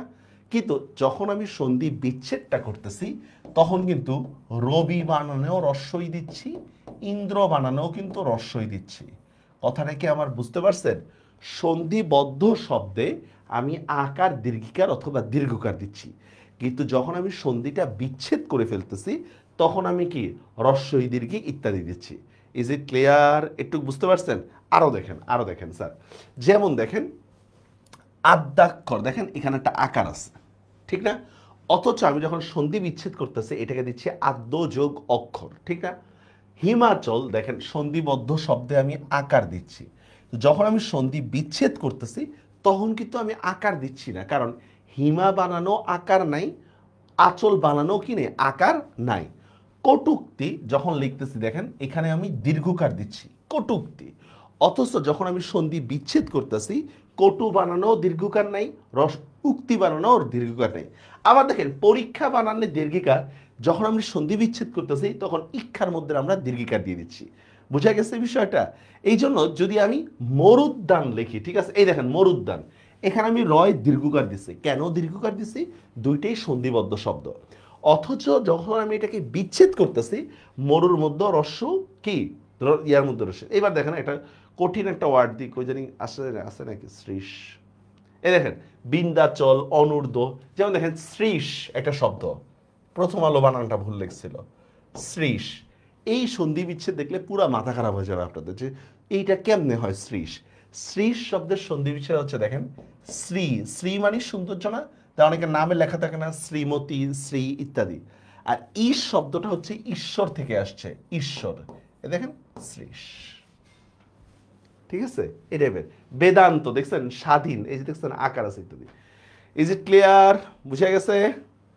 সন্ধিবদ্ধ শব্দে কি আকার দীর্ঘিকার অথবা দীর্ঘকার হবে, কিন্তু সন্ধি বিচ্ছেদের ক্ষেত্রে আমাদের কি করতে হবে, অর্থ অনুসারে শব্দের বানানটা নির্ণয় করতে হবে। এখন কোথায় যে আমাদের রস্বীকার হবে, কোথায় আমাদের দীর্ঘিকার হবে, এটা কিন্তু আপনাকে এই লিস্টটা থেকে বারবার মনে করিতে হইবে। ওকে,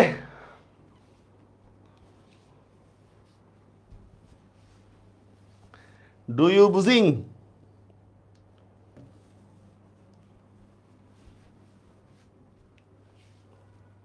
স্লাইডের মানে পুরো স্লাইডটা পড়লে মোটামুটি অনেকাংশে কভার হয়ে যাবে, অনেকাংশে। এবার দেখুন স্যার, এইবারের নিয়মটা থেকে অনেক শুদ্ধিকরণ আছে। হ্যাঁ, বোধ উৎসব, রাইট। এখান থেকে অনেক শুদ্ধিকরণ থাকে, মনে রাখিবেন স্যার। এইটা একটু জটিল নিয়ম, তেমন জটিলের কিছুই না, এটা জটিলের কিছু না। কি খুব ভয় লাগতেছে নাকি বাংলা ক্লাস করে? আমার সাবজেক্টটা হচ্ছে নফল সাবজেক্ট, সবাই ফালায় টালায় দেয়, কোনো গুরুত্ব নেই। আর আমার সাবজেক্ট যারা পড়ায় তারা আরো বেশি নফল।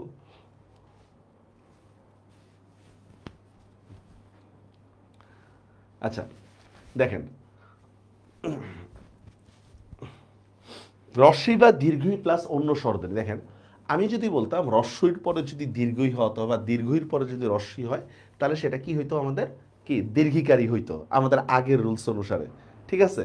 এখন দেখেন কি বলতেছে, রস্বই বা দীর্ঘইর পরে যদি অন্য কোনো স্বরধ্বনি থাকে, মানে রস্বই বা দীর্ঘই নেই, তার অন্য কোনো স্বরধ্বনি থাকে, তাহলে জফলা হইতে পারে অথবা জ হইতে পারে, যে জর উপর রেফ দিয়া, ঠিক আছে? জফলা অথবা জর উপর রেফ হইতে পারে। একটু ব্যাখ্যাটা ভালো করে বুঝে নেন। ব্যাখ্যাটায় আমরা কি বলতেছি দেখেন, প্রথম নিয়মে আমরা দেখছি রস্বই বা দীর্ঘইর পরে যদি রস্বই ধ্বনি হয় তাহলে দীর্ঘইকার হয়, এটা আমরা আগের স্লাইডে পড়ে গেছি। কিন্তু এই নিয়মে বলা হচ্ছে রস্বইর পরে যদি রস্বই না থেকে যদি অন্য কোনো স্বরধ্বনি থাকে, মানে ই উচ্চারণ নাই, তাহলে কি হবে, জ বা জ ফলা হবে। সেক্ষেত্রে অর্থের দিকটা খেয়াল রাখতে হবে। দেখেন খেয়াল করেন একটু, হ্যাঁ একটু ভালো করে দেখেন। শব্দটা আমি লিখতেছি দেখেন যদ্যপি, দেখেন এখানে একটা জফলা আছে, ঠিক না? যদ্যপি, তাহলে আমরা কি করব, জফলার পরিবর্তে আগে রস্বই নিয়ে আসব। এই দেখেন এখানে আগে রস্বই চলে আসছে, দেখছেন? এবার দেখেন যদ্যপি, এই দর মধ্যে একটা অর উচ্চারণ আছে না, যদ্য, এই অটাই এখানে লিখে দিলাম, শেষ। যদ্যপি। আরো দেখি আমরা অত্যাচার। অত্যাচার শব্দের মধ্যে দেখেন এখানে একটা জফলা আছে, ভালো কথা আছে। যেহেতু জফলা আছে আমরা কনভার্ট করব কিসে, রস্বইতে কনভার্ট করব। তা এই জন্য দেখেন জফলা থাকার কারণে আমরা রস্বই অতি দিয়ে কনভার্ট করলাম। এবার দেখেন অত্যা, এখানে একটা আকার আছে কিনা, আকার আছে। এই আকারের পরিবর্তে আমরা স্বরে আনি আসছি, শেষ। অতি যোগ আচার, অত্যাচার। এই জন্য বারবার বলতেছি আমরা অর্থ এবং উপসর্গের দিকটা আমাদের কিন্তু খেয়াল রাখতে হবে, ঠিক আছে? কেন বললাম অর্থের দিকটা খেয়াল রাখা? মনে করেন আমি একটা শব্দ লিখলাম অন্যান্য, খেয়াল করেন, হ্যাঁ, অন্যান্য শব্দটা এই নিয়মে করে আমি দিলাম অনি যোগ আন্ন, এই নিয়মে তো এইভাবে হয়, ঠিক না? আর আরেকটা নিয়মে আমি করে দিলাম অন্য প্লাস অন্য। এখন বলেন তো স্যার, কোনটা আপনার কাছে বেশি যুক্তিযুক্ত মনে হয়? অন্যান্য শব্দের সন্ধি বিচ্ছেদটা কোনটা আপনার কাছে বেশি যুক্তিযুক্ত লাগে? অনি যোগ আন্ন নাকি অন্য যোগ অন্য, কোনটা হবে স্যার?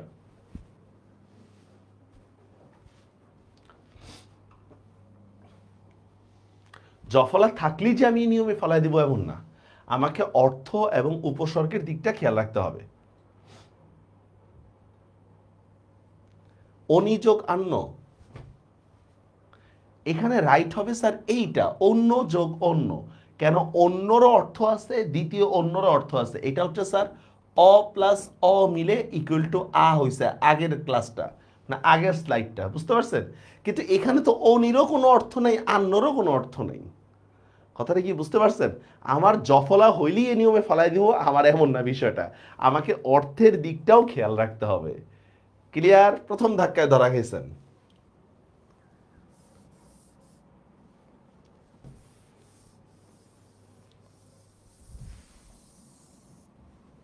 ঠিক আছে, এরপর দেখেন আরেকটা উদাহরণ দিই। যেমন দেখেন সাধ্যাতীত একটা শব্দ লিখলাম, সাধ্যাতীত। তা এইটাকে দুই ভাবে আমি সন্ধি করতে পারি। মনে করেন আমাদের এই রুলস অনুসারে, এই রুলস অনুসারে একটা সন্ধি করলাম সাধি যোগ আতীত, আতীত, হ্যাঁ। আরেকটা করলাম সাধ্য যোগ অতীত। কোনটা হবে স্যার বলেন তো? সাধি যোগ আতীত না সাধ্য যোগ অতীত, কোনটা হবে? হ্যাঁ, এই তো রুম্পা, শব্দের অর্থের দিকটা আমাকে খেয়াল রাখতে হবে। কোনটা হবে স্যার? সাধি যোগ আতীত, সাধ্য যোগ অতীত, কোনটা হবে স্যার? আপনার কাছে কোনটা মনে হয়? মনে আছে ক্লাসের শুরুতেই বলছিলাম যে তিনটা কথা হচ্ছে সন্ধির মেইন জিনিস, মাত্র তিনটা কথা, এই তিনটা কথা মনে রাখতেই হবে। হ্যাঁ, 2 নম্বরটা আমাদের কাছে রাইট, ঠিক না? সাধ্যরও অর্থ আছে, অতীতের অর্থ আছে। তো সাধি যোগ আতীত তাহলে হবে না, এরকম নির্যাত লিখলাম নিরি যোগ আতন, এরকমও কিন্তু হবে না। গুড, বুঝতে পারছেন আপনারা, ভেরি গুড। সেম দেখেন এই যে অগ্নুৎপাত, বানানটা ভালো করে দেখেন, এটা ঢাবি পরীক্ষায় আসলো। অগ্নুৎপাত দেখেন, ঠিক আছে, জফলা আছে, অগ্নুৎপাত বানান কিন্তু জফলা আছে, জফলা আছে, এই জন্য আমরা রস্যে নিয়ে আসছি, আর উৎপাতের কারণে রস্যটা নিয়ে আসছি। এখন এইভাবে এখান থেকে আমরা ভুল ধরবো কিভাবে? ভুল ধরবোটা হচ্ছে এইভাবে, মনে করেন লিখলাম কি দেওয়া যায়, অধ্যায়ন। খেয়াল করেন শব্দটা আমি লিখলাম অধ্যায়ন, অথচ এইটার সন্ধি বিচ্ছেদটা হচ্ছে, সন্ধি বিচ্ছেদটা হচ্ছে অধি যোগ অয়ন। এটা সন্ধি বিচ্ছেদটা হচ্ছে অধি যোগ অয়ন। এখন এইটা আসলে ভুল কিভাবে বা এটা সঠিক কিনা এটা বুঝবো কিভাবে? খেয়াল করেন, যেমন দেখেন স্বরেয়র জায়গায় স্বরেয় বসায় দিলাম, স্বরেয়র জায়গায় স্বরেয় বসায় দিলাম, কোনো সমস্যা নেই। ধ ধ বসায় দিলাম, ভেরি গুড। এখানে দেখেন ই প্লাস অন্য স্বরধ্বনি, ই প্লাস অন্য স্বরধ্বনি একটা জফলা হয়েছে, এতটুকু ঠিক আছে। এখন দেখেন খেয়াল করে ভালো করে, এটা হায়ার মেথ বলছিলাম, এখানে একটা আকার আছে, দেখছেন এখানে একটা আকার আছে, অথচ এখানে তো আকার নাই, এখানে তো স্বরে অ, ঠিক না? এখানে আকার আছে আমরা বানানে দেখতেছি, অথচ এখানে স্বরে অ, তাহলে কি ঠিক হয়েছে? ঠিক হয়নি। তাহলে সঠিক বানানটা আসলে হবে অধ্যয়ন, ঠিক আছে? এটা কিন্তু অধ্যায়ন হবে না। বুঝা গেছে বিষয়টা? এটা অধ্যয়ন হবে না। বুঝা গেছে বিষয়টা?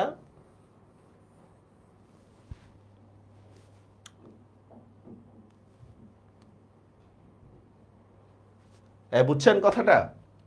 হ্যাঁ, দেখেন মশাদার দেখছেন, মশি যোগ আধার, যাত্রাভিমান দেখছেন, যাত্রাভিমান না যাত্রাভিমান দেখছেন।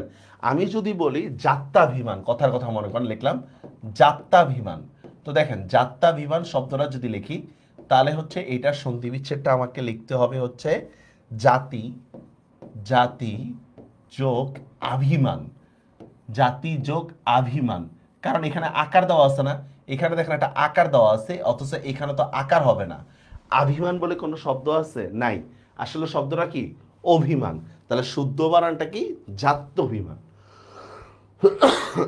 বুঝা গেছে বিষয়টা? আশা করি দেখতে দেখতে বুঝে যাবেন। যেমন অত্যাধিক, এটা হবে না, আসলে কি হবে দেখেন তো? অত্যধিক। দেখছেন? কারণ সন্ধি বিচ্ছেদটা করলে কি হবে? অতি যোগ অধিক, অতি যোগ আধিক হবে না। ক্লিয়ার? আজকে মোটামুটি স্টুডেন্ট 30-এর ঘরেই আছে, 30-40-এর মধ্যে উঠানামা করতেছে। ইমপ্রুভ হয়েছে না কি বলবো, ইয়া হয়েছে বুঝতেছি না। এবার দেখেন স্যার, শব্দের মধ্যে যদি জ্বর উপর রেফ থাকে তাহলে সেটাও সেম কাজটাই হবে, ঠিক আছে? জ্বর উপর রেফ থাকলে, যেমন দেখেন পর্যন্ত, পরিযোগ অন্ত, পর্যায়, পরিযোগ আয়, শেষ। উপরযুক্ত, এটা ভালো করে দেখেন, উপরযুক্ত, উপরি প্লাস উক্ত, উপরি প্লাস উক্ত, উপরযুক্ত। পর্যালোচনা, পরিযোগ আলোচনা, পর্যবেক্ষণ, পরিযোগ অবেক্ষণ, হাবিজাবি ইত্যাদি ইত্যাদি। একবারে সহজ, একেবারেই সহজ।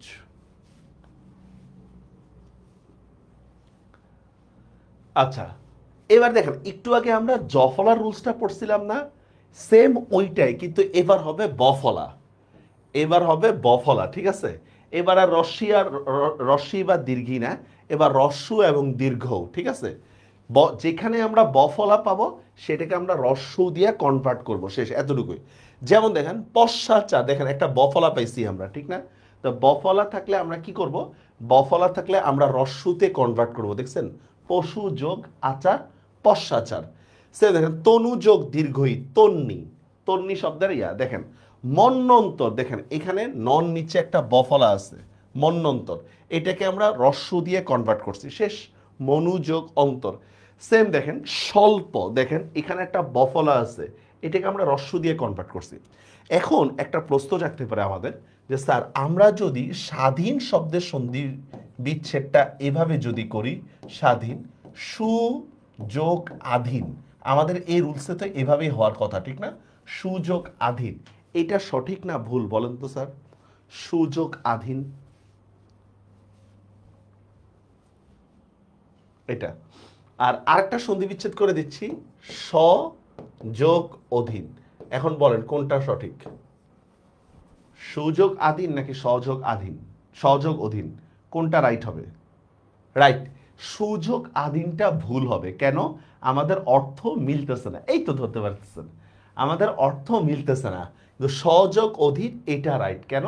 আমাদের অর্থ মিলতেছে। আমরা ফার্স্টে একটা কথা বলছিলাম যে আমাদের কি উপসর্গ বলি আর অর্থবোধক শব্দ বলি, অর্থের দিকটা আমাদের খেয়াল রাখতে হবে। বুঝতে পারছেন? পশু যোগ অধম, পশ্চদম, ঠিক আছে? সুযোগ আয়ত্ত, সায়ত্ত, সামথিং ইত্যাদি ইত্যাদি, শেষ। একেবারে ইজি, শেষ, সন্ধি শেষ, সন্ধি শেষ। এইগুলা আপনারা স্যার একবারই বাচ্চা পোলাপানের পড়া, অ আর রস্যি দীর্ঘি। এখানে ঝামেলাটা কোথায় লাগবে জানেন? এখানে ঝামেলাটা লাগবে কোথায় আমি অ দিব, কোথায় আমি রস্যি দিব, কোথায় আমি আকার দিব, কোথায় আমি দীর্ঘিকার দিব, এই জিনিসটা মনে রাখতে হবে, ঠিক আছে? এই জন্য আমরা এখানে বলে দিছি সন্ধির এই নিয়মটার ক্ষেত্রে অর্থের প্রতি বিশেষভাবে খেয়াল রাখতে হবে, অর্থের প্রতি বিশেষভাবে খেয়াল রাখতে হবে। যেমন দেখেন নির্মলেন্দু, নির্মল যোগ ইন্দু। এখন স্যার আমি ইন্দু বানানে কি রস্যই দিব না দীর্ঘই দিব? একটা প্যাচের বিষয় না? কি বলেন? কথোপকথন, দেখছেন? উপকথন, দেখছেন? এটা স্বরসন্ধি, কিন্তু এটা কিন্তু ব্যঞ্জন সন্ধি না। আমরা কি বলছিলাম যে পরের অংশের মধ্যে যদি রস্যু হয় তাহলে সেটা কিন্তু বিসর্গ সন্ধি হবে না। বুঝতে পারছেন? গণেশ, দেখছেন? গণেশ শব্দের মধ্যে দেখেন ঈশ্বর বানানে কি আমি রস্যি দিব না দীর্ঘই দিব? এই জন্য আমাদেরকে স্যার এই লিস্টটা মনে রাখতে হবে, এই লিস্টটা, এই নিয়মটার জন্য, ঠিক আছে? বারবার এই লিস্টটা একটু দেখবেন। এই জন্য আমরা বলছি যখন অর্থের দিকটা খেয়াল রাখতে হবে। যেমন দেখেন আদ্যপান্ত, আদ্য যোগ উপান্ত। এখন উপান্ত বানানে কি আমরা হ্রস্ব দিব না দীর্ঘ দিব? এই যে এগুলাই প্যাচ, ঠিক আছে? বনৌষধি, বন যোগ ঔষধি, শেষ শেষ শেষ শেষ। অর্থ অনুসারে শব্দের বানান এগুলাও সেম। দেখেন তর উপর রেফ থাকলে এগুলা পড়া ফেলছি অলরেডি, মানে এই নিয়মটাই এখানে আবার দুইবার চলে আসছে। যাই হোক, 5 নম্বর নিয়ম দেখেন অন অয়, এগুলো একটাও লাগবে না স্যার। নিপাতনের সিদ্ধটা এটা মুখস্থ করতে হবে স্যার, নিপাতনের সিদ্ধ এটা একটু মুখস্থ করতে হবে আপনাদের। দেখি এবারে কিছু কুইজ ধরি, আমি 10টা কুইজ দিব মাত্র, 10টা। হিমাচল শব্দের সন্ধি বিচ্ছেদ কি বলেন তো স্যার? আর আচ্ছা আগে বল, সন্ধিটা কোশ্চেন আছে কিনা স্যার? আচ্ছা, নিপাতনের সিদ্ধটা জিনিসটা কি বুঝালেন? এটা যেমন কুলটা, এই শব্দের সন্ধি বিচ্ছেদটা হচ্ছে কুল যোগ অটা। নিয়ম অনুসারে আমাদের কুলাটা হওয়ার কথা ছিল, কিন্তু হচ্ছে কুলোটা, ঠিক আছে? এইটাই বলতেছে নিপাতনের সিদ্ধ, মানে যেটা নিয়ম মানে নাই। গবাক্ষ, এটা তো মূল বানান, ঠিক না? হিসাব মতে হওয়া দরকার ছিল গো যোগ অক্ষ, গবক্ষ হওয়া দরকার ছিল, কিন্তু হইছে গবাক্ষ। বুঝতে পারছেন? এইটাকে বলতেছে হচ্ছে নিয়ম না মানা। এই জিনিসটা আপনারা মনে চাইলে মুখস্থ করেন। এই জিনিসটা অনেক সময় পরীক্ষায় আসে এই জিনিসটা থেকে। ওকে, সন্ধি কিছুটা আইডিয়া হইছে? সন্ধি সম্পর্কে কিছুটা বুঝতে পেরেছেন?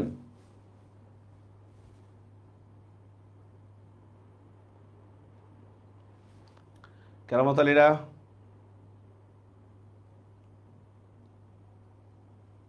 অনেকের আজকে হচ্ছে মনে হয় সন্ধি ফার্স্ট বুঝা বুঝা পড়ছেন অনেকে আজকে, আগে মুখস্থ করে যেতেন।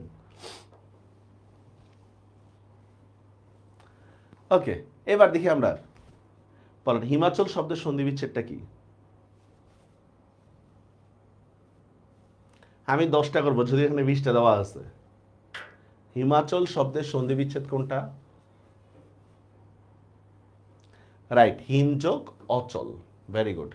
নিচের কোনটা স্বরসন্ধি বুঝা নেন? 2 নম্বরটা, নিচের কোনটা স্বরসন্ধি? আমি সন্ধিগুলো করে দিচ্ছি আপনাদেরকে, তাহলে বুঝতে সুবিধা হবে। একটা হচ্ছে মন বিসর্গ যোগ রম, ওকে, সদ্ধ বিসর্গ প্লাস জাত, জগৎ যোগ মোহন, আর এটা হচ্ছে অস্ত্র প্লাস উপচার।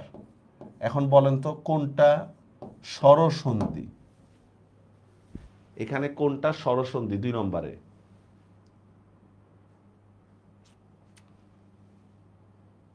দুইয়ের সি বলতেছেন কেন? 2-এর সি হবে কেন?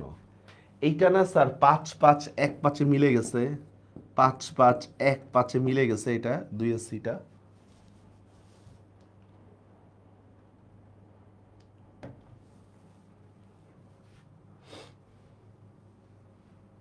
এটা হবে 2-এর ঘ, রাইট। এটা রাইট অ্যান্সার হচ্ছে এই ঘ, অস্ত্র প্লাস উপচার। অস্ত্রের মধ্যে অ আছে, উপচারের মধ্যে রস্য আছে। ভ্রাতুষ্পুত্র শব্দের সন্ধি বিচ্ছেদ কি?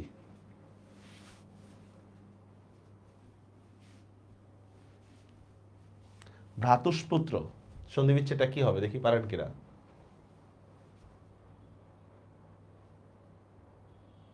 গ নম্বরটা।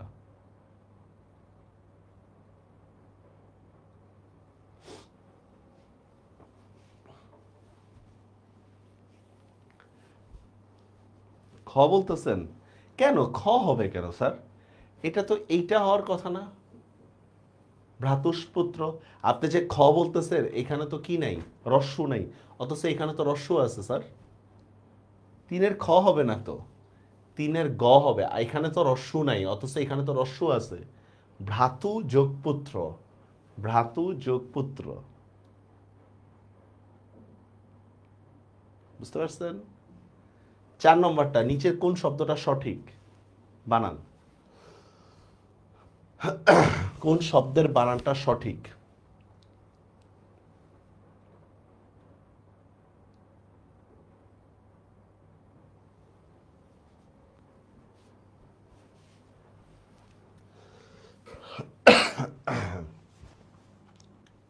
চারের খ।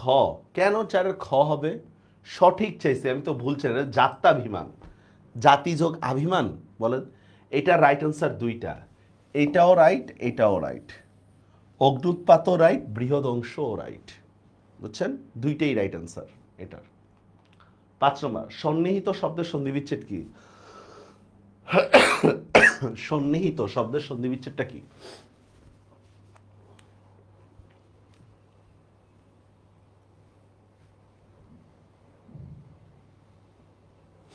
সৎযোগ নিহিত, সংযোগ নিহিত, সংযোগ নিহিত, কি হবে?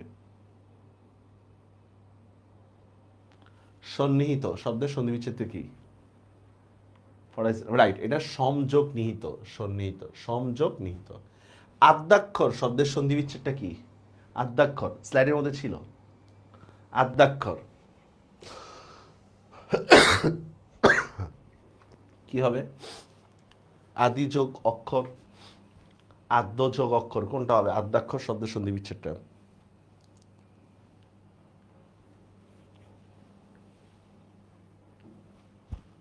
রাইট, আদ্য যোগ অক্ষর, আদ্য যোগ অক্ষর। বৃহস্পতি শব্দের সন্ধিবিচ্ছেদ কি? অর্থ মিলান তাহলেই হবে।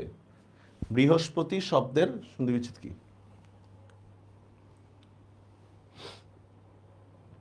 তুলসী পাতা ঢাকায় নাই। বৃহস্পতি শব্দের সন্ধিবিচ্ছেদ কোনটা? অর্থ মিলান তাহলেই হবে। 7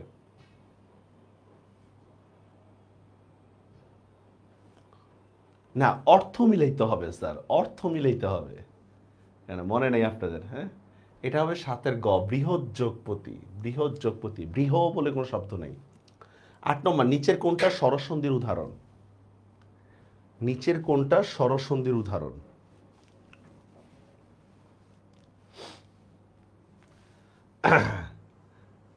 নির্যাতন, নি বিসর্গযোগ যাতন, ততোধিক, তত বিসর্গযোগ অধিক, যশোচ্ছ্বাস, যশ বিসর্গযোগ ইচ্ছা, কোনটা হবে স্যার 8-এর?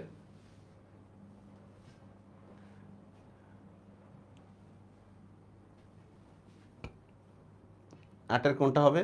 না স্যার, 8-এর হবে এইটা, পরিযোগ অবেক্ষণ। মনে আছে পর্যন্ত একটা সন্ধিবিচ্ছেদ ছিল না? ওইটাই পরিযোগ অবেক্ষণ, 8-এর ক। 9, ভূয়দর্শী শব্দের সন্ধিবিচ্ছেদ কোনটা? ভূয়দর্শী শব্দের সন্ধিবিচ্ছেদ কোনটা? 9, একটু টাফ লাগতেছে নাকি?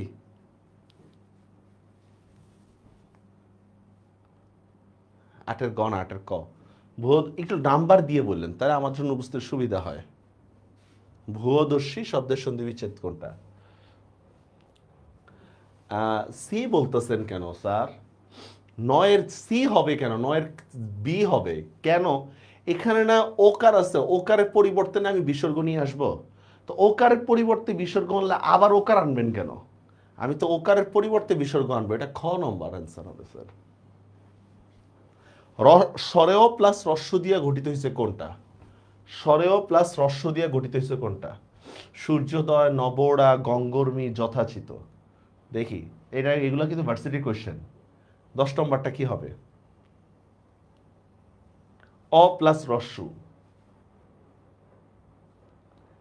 শুধু স্বরসন্ধি না, উল্টা আরো ঝামেলা এটার মধ্যে। 10-এর কি হবে দিছেন?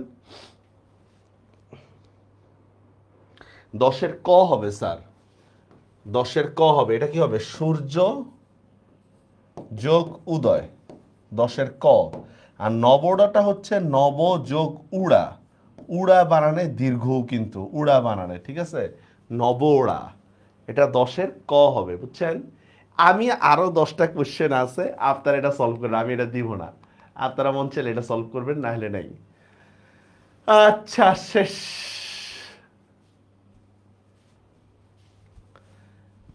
কি পড়া তো সহজ লাগলো, কোশ্চেন গুলো টাফ লাগতেছে নাকি?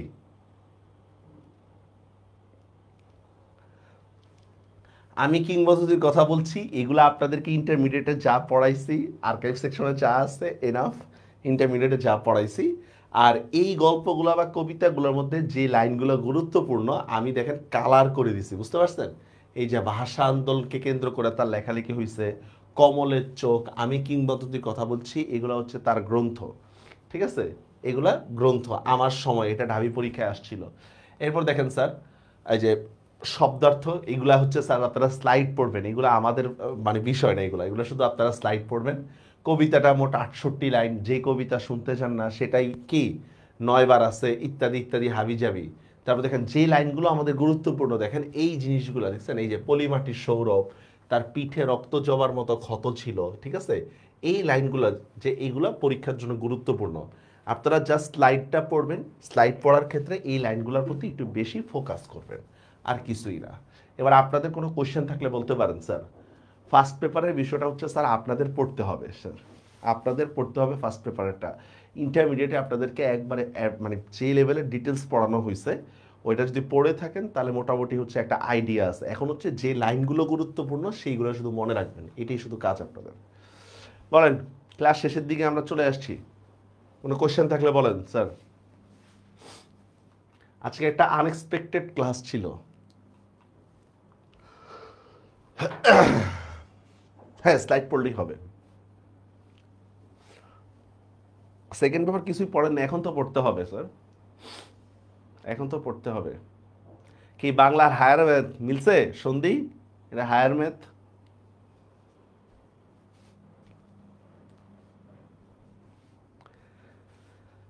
আচ্ছা, ঠিক আছে,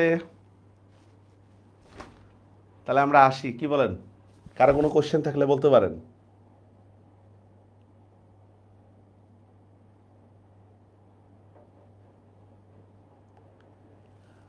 ক্লাস টাইম আগে জানানো থাকে আর কি, আমি চাইছিলাম হচ্ছে ক্লাসটা রেকর্ড নিতে, রেকর্ড দিয়ে দিব, পরে চিন্তা করলাম ম্যাথমেটিক্যাল একটু বিষয় তো, আমরা একটু লাইভ ক্লাসে চলে আসি, এই জন্য।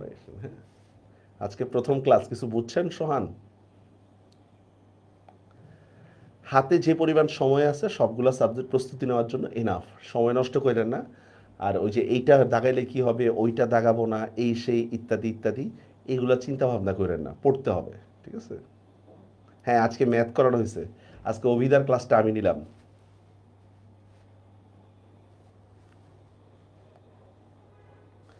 স্লাইডটাই ভালো করে পড়েন, স্লাইডটা যে দিব এটার এক্সাম্পলগুলো বেশি ভালো করে দেখবেন, ইনশাল্লাহ পরীক্ষাতে কমন পাবেন, ঠিক আছে?